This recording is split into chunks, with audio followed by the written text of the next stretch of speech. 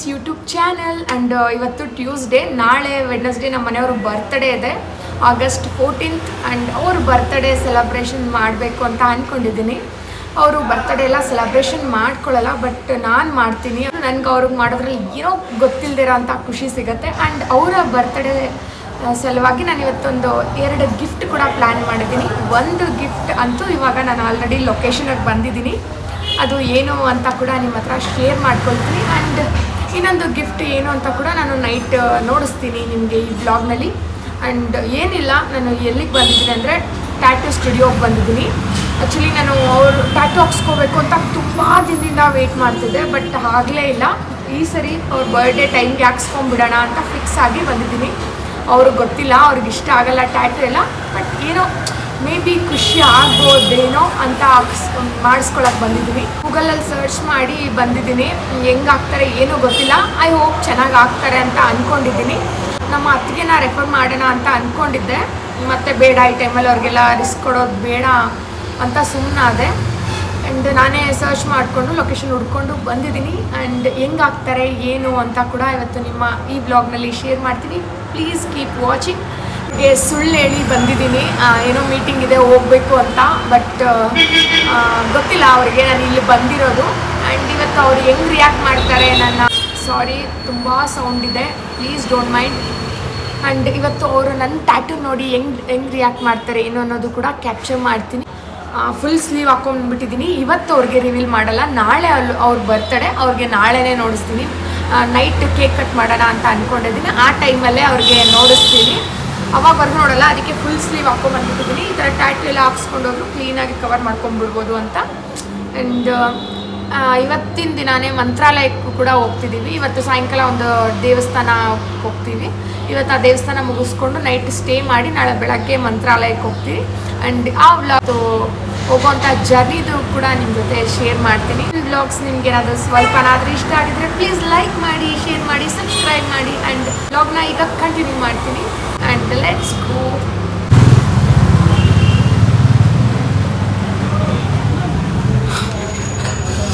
And finally I am reach to the location. ಗೊತ್ತಿಲ್ಲ ಹೆಂಗಿರುತ್ತೋ ಏನೋ. ಆ್ಯಂಡ್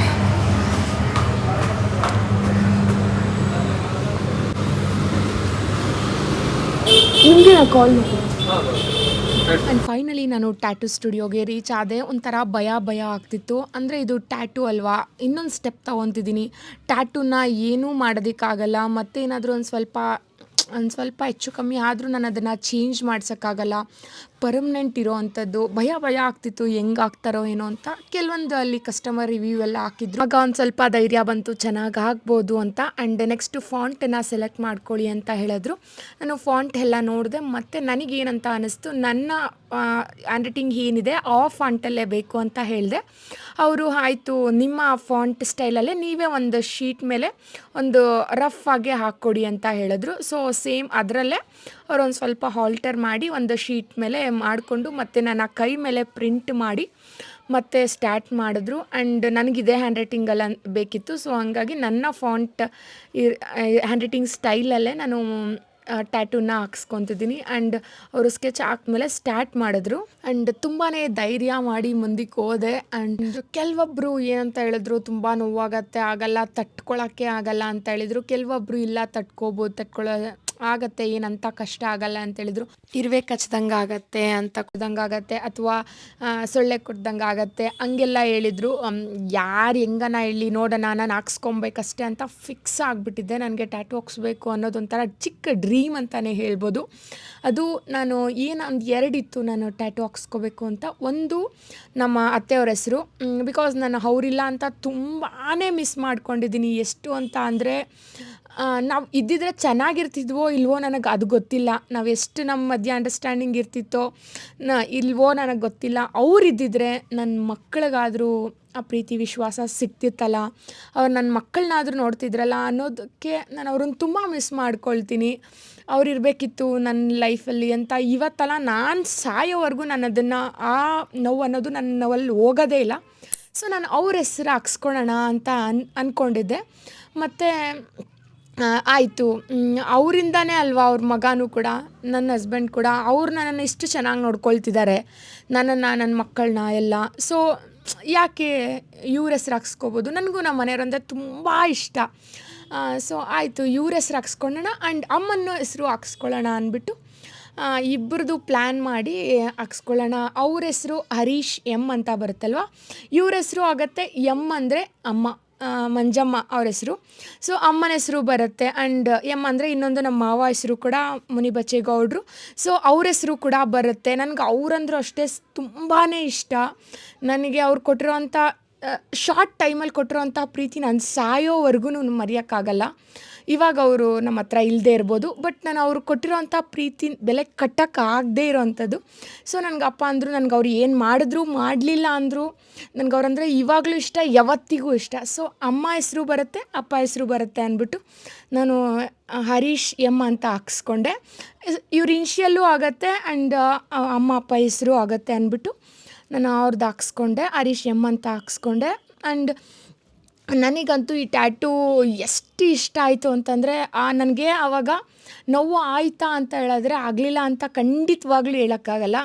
ನೋವು ಆಗಲೇ ಆಗುತ್ತೆ. ತಡ್ಕೊಳ್ಬೇಕು, ತಡ್ಕೊಳ್ಳೋ ಕೆಪಾಸಿಟಿ ಇರಬೇಕು. ಆ್ಯಂಡ್ 2 ಮಕ್ಕಳು ಎತ್ತಿದ್ದೀವಿ, ನಾರ್ಮಲ್ ಡೆಲಿವರಿನೇ ಆಗಿದೆ. ಆ್ಯಂಡ್ ಅದ್ರ ಮುಂದೆ ಇದೇನು ದೊಡ್ಡದಲ್ಲ ಅಂತ ನನಗೆ ಪರ್ಸ್ನಲಾಗಿ ಅಂತ ಅನ್ನಿಸ್ತು. ಮೇ ಬಿ ನಾವು ಅದೆಲ್ಲ ಫೇಸ್ ಮಾಡ್ಕೊಂಡು ಬಂದಿರಲಿಲ್ಲ ಅಂದಿದ್ರೆ ನಮಗಿದು ಕಷ್ಟ ಆಗಿರ್ಬೋದೇನೋ. ನಾವು ಆ ಟೈಮಲ್ಲೇ ಅಷ್ಟು ತಡ್ಕೊಂಡಿದ್ದೀವಿ ಅಂದಮೇಲೆ ಇಷ್ಟನ್ನ ತಡ್ಕೊಳ್ಳೋದು ತುಂಬಾ ಸಣ್ಣದು. ಸೊ ಒಂದು ಸ್ವಲ್ಪ ನೋವು ಆಗ್ತಿತ್ತು, ಕಷ್ಟ ಆಗ್ತಿತ್ತು, ಬಟ್ ಕಂಟ್ರೋಲ್ ಮಾಡ್ಕೊಂಡಿದ್ದೆ. ಆ್ಯಂಡ್ ಅವರು ಕೂಡ ಅಣ್ಣ ಇತ್ತಲ್ಲ ಟ್ಯಾಟೂ ಹಾಕೋ ಅಣ್ಣನೂ ಅಷ್ಟೇ ಒಂದು ಸ್ವಲ್ಪ ಮಾತಾಡ್ತಿದ್ರು, ಹಿಂಗಲ್ಲ ಹಿಂಗೆ ಅಂತ ಒಂಥರ ಮೋಟಿವೇಟಾಗಿ ಮಾತಾಡ್ತಿದ್ರು. ಸೊ ಅವಾಗ ಒಂದು ಸ್ವಲ್ಪ ಕಷ್ಟನೇ ಆಯಿತು. ಒಂದು ಹಾಕೋವಾಗ ಲಾಸ್ಟಲ್ಲಿ ಪ್ರಿಂಟೆಲ್ಲ ಮಾಡುವಾಗ ಸಿಕ್ಕಾಪಟ್ಟೆ ನೋವಾಯಿತು. ಓಕೆ, ಐ ಆಮ್ ಸ್ಟ್ರಾಂಗ್, ನನಗೆ ನಾನೇ ಸೆಲ್ಫ್ ಮೋಟಿವೇಟ್ ತೊಗೊಂಡು, ಇಲ್ಲ ಆಗೋಗತ್ತೆ, ಇನ್ನು ಸ್ವಲ್ಪ ಇದೆ ಅಂತ ಹೇಳ್ಬಿಟ್ಟು ತೊಗೊಂಡೆ. ಆ್ಯಂಡ್ ಹೇಳ್ಕೊಳ್ಳೋ ಅಷ್ಟು ನೋವಂತೂ ಆಗಲ್ಲ. ಯಾರಾದರೂ ಟ್ಯಾಟೂ ಹಾಕ್ಸ್ಕೊಳ್ಬೇಕು ಅಂತ ಆಸೆ ಇರೋರು ಖಂಡಿತವಾಗ್ಲೂ ಭಯ ಬೀಳೋಂಗಿಲ್ಲ. ಬಟ್ ಹಂಗಂತ ನೋವು ಆಗೋದೇ ಇಲ್ಲ ಅಂತ ಹೇಳಿದ್ರೆ ಖಂಡಿತ ಆಗತ್ತೆ. ಆ್ಯಂಡ್ ಫೈನಲ್ ಆಗಿ ಅವರೆಲ್ಲ ಅದೆಲ್ಲ ಇಂಕದೆಲ್ಲ ಹಾಕಿ ಮತ್ತು ಸ್ಟಾರ್ಟ್ ಮಾಡಿದ್ರು. ನನಗೂ ಒಂದು ಸ್ವಲ್ಪ ವ್ಲಾಗ್ಗೆ ಅಂತ ವಿಡಿಯೋ ಕೂಡ ಮಾಡಿಕೊಟ್ರು ಅಲ್ಲಿರುವಂಥ ಸ್ಟಾಫ್. ಆ್ಯಂಡ್ ತುಂಬಾ ಚೆನ್ನಾಗಿ, ತುಂಬಾ ಹೈಜಿನಿಕ್ಕಾಗೇ ಹಾಕ್ತಾರೆ. ನನಗದೊಂದು ಖುಷಿ ಆಯಿತು. ಭಯ ಆಗ್ತಾಯಿತ್ತು, ಹೆಂಗಾಗ್ತಾರೋ ಏನೋನಪ್ಪ, ಫಸ್ಟ್ ಟೈಮ್ ಹೋಗ್ತಿದ್ದೀನಿ. ಅದು ಇಂಥ ಪರ್ಮನೆಂಟ್ ವಿಷಯಕ್ಕೆ ನಾನು ಈ ಥರ ನಾನೇ ಸಜೆಷನ್ ತೊಗೊಂಡು ಹೋಗ್ತಿದ್ದೀನಲ್ಲ, ಎಲ್ಲೋ ಗೂಗಲಲ್ಲಿ ನೋಡಿ ಅಂತ ಭಯ ಆಗ್ತಿತ್ತು. ಮತ್ತು ಕೆಲವೊಂದು ರಿವ್ಯೂ ಎಲ್ಲ ಹಾಕಿದ್ರು ಆ ಶಾಪ್ದು. ಸೊ ಚೆನ್ನಾಗಿತ್ತು. ಆ್ಯಂಡ್ ಅಲ್ಲಿ ಕೂಡ ಒಂದು ಬೋರ್ಡ್ ಹಾಕ್ಬಿಟ್ಟು ಕಸ್ಟಮರ್ ರಿವ್ಯೂ ಕೂಡ ಹಾಕಿದ್ರು. ಮತ್ತು ಆಯಿತು, ಧೈರ್ಯ ಮಾಡಿ ಮುಂದಕ್ಕೆ ಹೋದೆ. ಯಾರೂ ಗೊತ್ತಿರಲಿಲ್ಲ. ಆ್ಯಂಡ್ ಬಿಡು ಚೆನ್ನಾಗಾಗತ್ತೆ ಅಂತ. ಆ್ಯಂಡ್ ತುಂಬ ಪೇಷನ್ಸಿಂದ, ತುಂಬ ಹೈಜಿನಿಕ್ಕಾಗಿ, ತುಂಬ ಚೆನ್ನಾಗಿ ಹಾಕ್ಕೊಟ್ರು. ನನಗದೊಂದು ಖುಷಿ. ಆ್ಯಂಡ್ ನಾನು ಅಲ್ಲಿ ತೊಗೊಂಡಿರೋಂಥ ಚಾಯ್ಸ್ ಗುಡ್ ಅಂತ ಅನಿಸ್ತು. ನಾನು ಫಸ್ಟು 2-3 ಕಡೆ ವಿಚಾರಿಸಿದ್ದೆ. ಸಾಕರ್ ನಗರಲ್ಲೊಂದು ಎಲ್ಲಿ ಮಲ್ಲೇಶ್ವರಂ ಕಡೆ ಅಲ್ಲೊಂದು ವಿಚಾರಿಸಿದ್ದೆ. ಬಟ್ ಇಲ್ಲೇ ಹೋಗೋಣ, ಮಾರುತಳ್ಳಿ ಹತ್ತಿರ ಮನೆಗೆ. ನನಗೆ ಅವತ್ತು ಟೈಮ್ ಬೇರೆ ಇರಲಿಲ್ಲ, ಹೋಗೋಕ್ಕೆ ಹಾಕ್ಸ್ಕೊಂಬರೋದಕ್ಕೆ ಟೈಮ್ ಇರಲೇ ಇಲ್ಲ. ಇನ್ನೇನು ಬರ್ಡೇ ನಾಳೆ ಬಂದುಬಿಡ್ತು. ನಾವು ಇವತ್ತಿನ ಮಧ್ಯಾಹ್ನ ಮಂತ್ರಾಲಯಕ್ಕೆ ಬೇರೆ ಹೋಗ್ತಿದ್ದೀವಿ. ನನಗೆ ಟೈಮ್ ಇರಲಿಲ್ಲ. ಶಾರ್ಟ್ 2 hours ಅಷ್ಟೇ ನನಗೆ ಟೈಮ್ ಇರೋದು. ಆ ಗ್ಯಾಪಲ್ಲಿ ನಾನು ಮನೇಲೆಲ್ಲ ಮಾಡಿ ಮಕ್ಕಳನ್ನೆಲ್ಲ ಮಲಗಿಸಿ ನಾನು ಹೋಗಿ ಹಾಕ್ಸ್ಕೊಂಬರ್ಬೇಕಿತ್ತು. ಸೊ ಹತ್ರ ಇರೋದು ಮಾರುತಳ್ಳಿ, ಆರಾಮಾಗಿ ಲೊಕೇಶನ್ ಕೂಡ ಹುಡ್ಕೊಂಡು ಹೋಗ್ಬೋದು. ಮತ್ತು ನನಗೆ ಬೇರೆ ಕಡೆ ಹೋದರೆ ಆಗಲ್ಲ ಅಂದ್ಬಿಟ್ಟು ಹತ್ತಿರದಲ್ಲೇ ಇರೋವಂಥ ಮಾರುತಳ್ಳಿಗೆ ಹೋದೆ. ಧೈರ್ಯ ಮಾಡಿ ತುಂಬ ಚೆನ್ನಾಗಿ ಹಾಕ್ಕೊಟ್ರು. ಆ್ಯಂಡ್ ಅಣ್ಣ ಕೆಲವೊಂದು ಹೇಳ್ತಿದ್ರು, ಹಿಂಗಲ್ಲ ಹಿಂಗೆ ಟ್ಯಾಟೂ ಬಗ್ಗೆ ಯಾವ ಥರ ಮೇಂಟೈನ್ ಮಾಡಬೇಕು ಎಲ್ಲದನ್ನೂ ಕ್ಲೀನಾಗಿ ಎಕ್ಸ್ಪ್ಲೇನ್ ಮಾಡ್ತಿದ್ರು. ಆ್ಯಂಡ್ ಹಾಕೋವಾಗ ಒಂದು ಸ್ವಲ್ಪ ಜೀವ ಅಂತ ಇತ್ತು. ಜೀವ ಅಲ್ಲ, ಕಷ್ಟನೇ, ಒಂಚೂರು ನೋವು ಆಗ್ತಿತ್ತು. ಅಂದರೂ ಒಂದು ಸ್ವಲ್ಪ ತಟ್ಕೊಂಡು ಹಾಕ್ಸ್ಕೊಂಡೆ. ಆ್ಯಂಡ್ ಕೆಲವೊಬ್ಬರು ಅನ್ಕೋಬೋದು, ಈ ನೋಡು ಅವ್ರು ಹಾಕ್ಸ್ಕೊಳ್ಳಲ್ಲ, ಅವ್ರ ಹಸ್ಬೆಂಡ್ ಹಾಕ್ಸ್ಕೊಳ್ಳಲ್ಲ, ಇವಳು ಹಾಕ್ಸ್ಕೊತಿದ್ದಾಳೆ, ಅವ್ರಿಗಿಲ್ಲ ಇವಳಿಗಿದೆ ಅಂತ. ಇದು ಆ ಥರ ಅಂದ್ಕೊಳ್ಳೋ ಅವ್ರಿಗೆ ನಾನೊಂದು ಹೇಳ್ತೀನಿ, ಅವರೇ ಹಾಕ್ಸ್ಕೊಬೇಕು, ನಾವೇ ಹಾಕ್ಸ್ಕೊಬೇಕು ಅಂತ ಅಲ್ಲ. ಯಾರಿಗೆ ಜಾಸ್ತಿ ಪ್ರೀತಿ ಅವ್ರು ಹಾಕ್ಸ್ಕೊಬೋದು. ಯಾರಿಗೆ ಹಾಕ್ಸ್ಕೋಬೇಕು ಅಂತ ಇಂಟ್ರೆಸ್ಟ್ ಇರುತ್ತೋ ಅವ್ರಿಗೆ ಹಾಕ್ಸ್ಕೋಬೇಕು. ಅವರೇ ಜಾಸ್ತಿ ಪ್ರೀತಿ ಮಾಡಬೇಕು, ನಾವು ಕಮ್ಮಿ ಮಾಡಬೇಕು ಅಂದ್ಕೊಳ್ಳೋದು ತಪ್ಪು. ನಾವು ಪ್ರೀತಿನ ಕೊಟ್ಟು ಪಡಿಬೇಕು ಅಂತ ದೊಡ್ಡವ್ರು ಹೇಳ್ತಾರೆ. ಸೊ ನಾನು ಅದನ್ನು ನಂಬ್ತೀನಿ. ನಾನು ಅವ್ರ ಮೇಲೆ ನನಗೆ ತುಂಬ ಇಷ್ಟ. ಸೊ ಹಂಗಾಗಿ ನಾನು ನನ್ನ ಪ್ರೀತಿನ ಅವ್ರಿಗೆ ಎಕ್ಸ್ಪ್ರೆಸ್ ಮಾಡ್ಕೊಳ್ತಿದ್ದೀನಿ. ನಾನು ಬದುಕಿರೋವರೆಗೂ ಅಥವಾ ನಾನು ಸತ್ತ ಮೇಲೂ ನನ್ನ ಜೊತೆ ಬರೋವಂಥದ್ದು ಇದು ಒಂದೇ ಟ್ಯಾಟೂನೇ.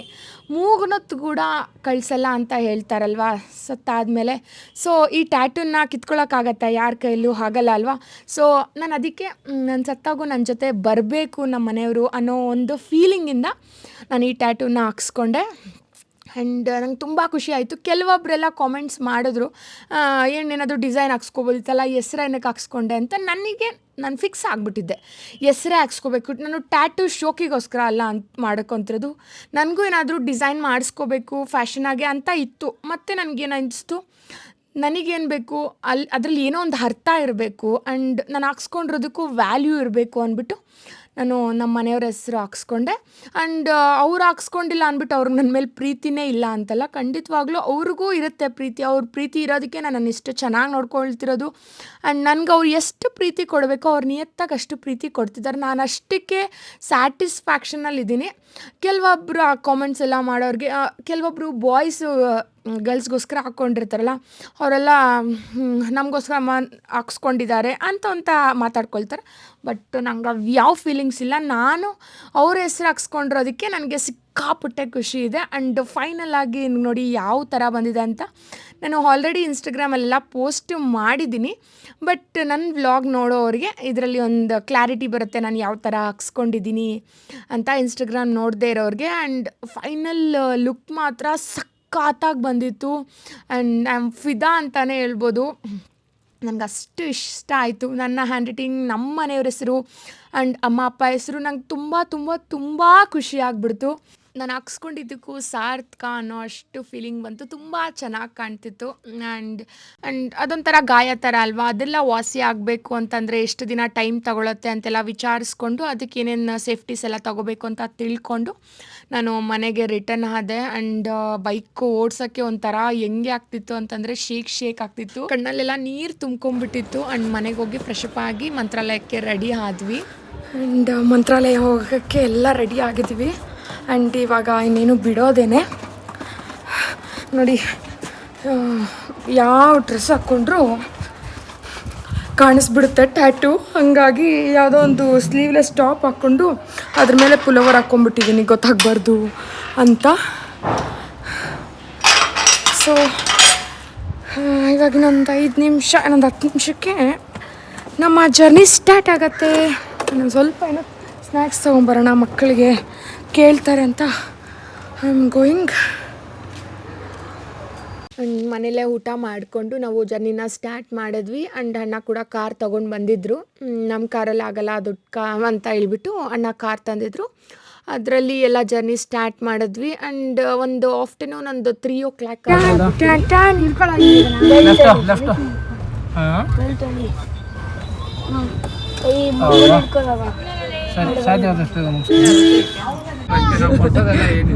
ನಮ್ಗೆ ಅವೆಲ್ಲ ಗೊತ್ತಿಲ್ಲ. ಆಯ್ಲಿಲ್ಲಕ್ಕ ಆಯ್ ಮಾಡಿ ಏನೆಲ್ಲದು ಅಂತ ಅನ್ಕೊಳ್ತಾವ್ರೆ ನೋಡಜ್ಜಿ. ಫುಲ್ ಮಿಂಚಿಂಗು ನೋಡಿ ಗಾಯ್ಸ್, ನಮ್ಮ ಅಜ್ಜಿ ಹೊಸ ಸೀರೆ ಕಟ್ಕೊಂಡು ಮಿಂಚ್ತವ್ರೆ, ಬೆಳ್ಳಗಾಗೋರೆ ಅಂತ ಹಾಕ್ಬೇಕು. ಮಂತ್ರಾಲಯ ಹೋಗ್ತಾ ಇದೀವಿ. ಹಾಯ್ ಗಾಯ್ಸ್, ನಾವೆಲ್ಲ ಮಂತ್ರಾಲಯ ಹೋಗ್ತಾ ಇದೀವಿ. ಬನ್ನಿ ಎಲ್ರು ಹೋಗೋಣ. ಅವರು ಕಾರ್ ಮಾಡ್ಕೊಡಿ ಬರ್ತಾರೆ. ಇದನ್ನೇ ಕಳಿಸ್ತೀವಿ ನಾವು, ಅಲ್ಲಿ ಹೋಗಿ ಬಂದ್ಬಿಡಿ. ಮಹೇಶ್ ಅಣ್ಣ ಡೀಸೆಲ್ ಹಾಕ್ಸ್ತಾರೆ ಬೇಕಂದ್ರೆ 10,000 ಬೇಕಂದ್ರೆ 15,000 ಬರ್ತೀವಿ ಅಂದ್ರೆ ಇನ್ನೊಂದು 10,000 ಹಾಕ್ತಾರೆ. ದುಡ್ಡು ಕೊಟ್ರೆ ನನ್ಗೇನು ಫೋನ್ ಪೇ ಮಾಡಿ, ಕ್ಯಾಶ್ ಕೊಡಿ ಫೋನ್ ಪೇ ಮಾಡಿ. 5,000 ಹಾಕ್ಸೋರಿ, ಇನ್ನೊಂದು 15,000 ಹಾಕ್ಸಲ್ವಾ? ಏನಂತೀರಾ? ಹಾಕೋಬೇಕಷ್ಟೇ 5,000 ರೂಪಾಯಿ ಹೊಟ್ಟೆಗೆ. ಅಲ್ಲ ಇರೋ. 5,000 ಹಾಕ್ಸೋರಿ, ಇನ್ನೊಂದು 15,000 ಹಾಕ್ಸಲ್ವಾ? ಏನಂತೀರಾ? 5,000 ಹಾಕ್ಸೋಬೇಕಷ್ಟೇ 5,000 ರೂಪಾಯಿ ಹೊಟ್ಟೆಗೆ. 5,000 ಹಾಕ್ಸೋರಿ, ಇನ್ನೊಂದು 15,000 ಹಾಕ್ಸಲ್ವಾ? ಏನಂತೀರಾ? ಏನ್ ನಿನ್ ಕೆಲ್ಸ ಇಲ್ಲಿ? ಏನು ಆರಾಮಾಗಿ ಕುತ್ಕೊಂಬಾರ್ದಾ? ಅವಳಾದಂಗೆ ಆಗ್ಲಿ ಮೊಬೈಲ್ ಎತ್ಕಿಸಾಕ್ಬಿಟ್ಟು ನನ್ನನ್ನು ನೋಡ್ಕೊಳ್ದೆ ನಿನ್ಗೆ ಏನ್ ಕೆಲಸ ಅಂತ ಹೇಳೋಳು. ಅವಾಗ ಏನ್ ಮಾಡ್ತೀನಿ ಗೊತ್ತಾ, ನಿಮ್ಮ ಮನೆ ಒಂದ್ ವಾರ ಬಿಟ್ಬಿಡ್ತೀನಿ. ಅವಳನ್ನ ಬಿಟ್ಬಿಡು. ನಾನು ವಾರಗಳು ರೋಡಾಗಿ ಇರ್ತಾಳೆ. ಅಲ್ಲಲ್ಲ, ನಾನು ಹೆಂಗೂ ಇರಲ್ಲ, ನಾನು ಹೆಂಡ್ತಿ ಇರ್ತಾಳೆ. 20 ಸರಿ ಫೋನ್ ಮಾಡ್ತಾಳೆ. ಬಿಡ್ಲೇಬಾರ್ದು ಮಾಮ, ನೀನೇ ಬೇಕು ಮಾಮ, ನಾನು ನಿನ್ ಜೊತೆನೇ ಇರ್ತೀನಿ ಮಾಮ ಅನ್ಬೇಕು. ಅವಾಗ ಏನ್ ಮಾಡ್ತೀರಾ? ಮಾವನ್ ಬಿಟ್ಟಿರಲ್ಲ ಅಂದ್ರೆ ಮುಂದೆ ಕೂರ್ಸ್ಕೊಂಡು ಓಡಿಸ್ತೀನಿ. ಬರ್ತಾರ ವಸೂಲ್ ಎಲ್ಲ ಕಿತ್ಕೊಂಡು ಅವಳೆ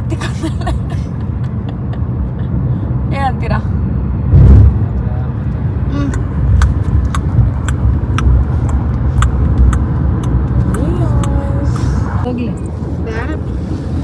ಅಕ್ಕ ಇವಾಗ ಅವಳಲ್ಲ ಕಾಲಿಗೆ ಹಾಕ್ಬಿಡು, ಅವಳು ಮತ್ತೆ ಬರ್ತಾಳೆ. ತಲ್ಮೂಟೆ ಇದ್ದಿದ್ರೆ ಅಲ್ಲಿ ಇದ್ರಲ್ಲ, ಅಲ್ಲಿ ತಲ್ಮೂಟೆ ಹಾಕ್ಬಿಟ್ಟು ಹಿಂಗ್ ಮಳಗಿಸ್ಬಿಡ್ಬೋದಾಯ್ತು.